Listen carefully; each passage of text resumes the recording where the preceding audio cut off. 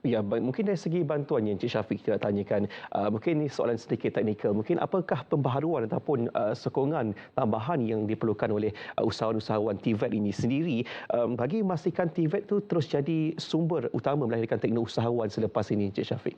Semestinya paling utama sekali modul keusahawanan yang tu memang kena terapkan kepada kebanyakan institusi lah untuk mengeluarkan usahawan yang lebih bernilai tinggi. Selain itu perlu juga untuk bekerjasama dengan industri-industri teknologi supaya terbuka luas lagi minda mereka semua. Ya, mungkin dari segi aspirasi ataupun harapan sebagai seorang usahawan, sebagai seorang alumni daripada produk diploma teknologi usahawan di IKM sendiri, Institut TVET yang saya kira cukup bagus untuk melahirkan lebih ramai usahawan-usahawan teknologi di Malaysia. Apakah aspirasi ataupun harapan Encik Syafiq selepas ini ataupun terhadap masa depan usahawan teknologi seperti Encik Syafiq, khususnya di Malaysia?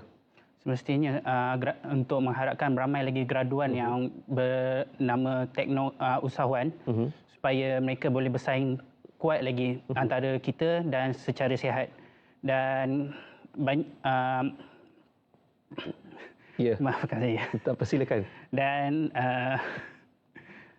mereka perlu mengkaji lagi pasal teknologi-teknologi yang akan datang kerana masa berlalu dengan begitu pantas. Ya.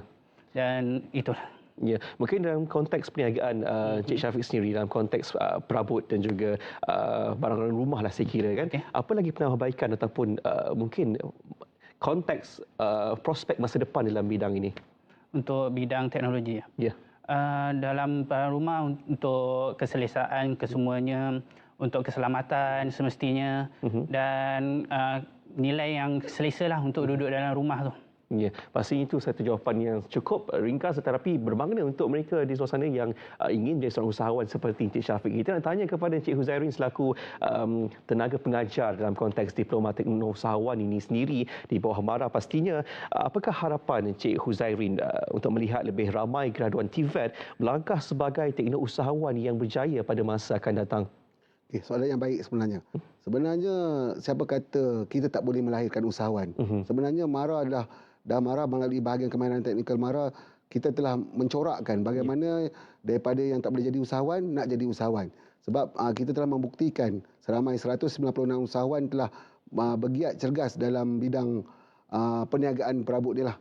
Jadi di luar sana lah utamanya yang ingin menjadi seorang usahawan perabot. Usahawan perabot yang kita tengok benda yang penting. Kalau kita hari ini, kalau tak ada kerusi, meja, betul tak? Kita tak akan dapat duduk bersama, beginilah, sebegini dengan ergonomik yang betul.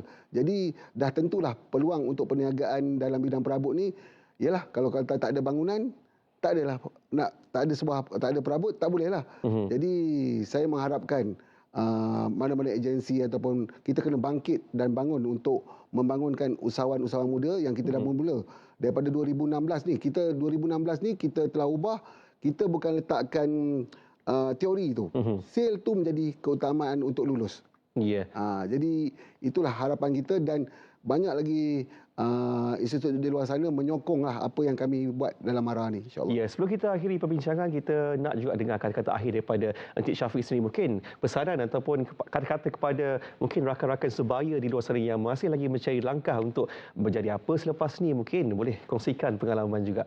Macam ramai orang kata, untuk kaya mestilah menjadi seorang usahawan untuk menjual. Dan saya harap semua di sana yang mana tak ada hala tuju lagi, mencubalah untuk menjadi seorang peniaga.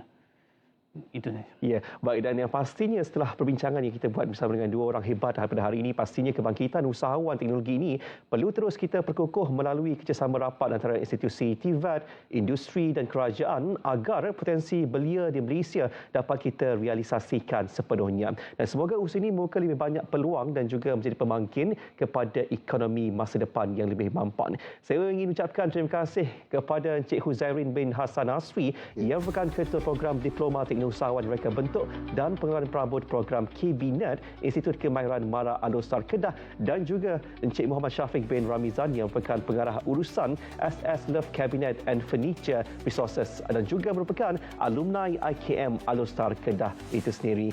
Baik, dengan itu saudara, BIS Malaysia berakhir di sini. Teruskan kesetiaan anda bersama kami di RTM. Saya Zamin Nasir. Assalamualaikum. Salam Malaysia Madani.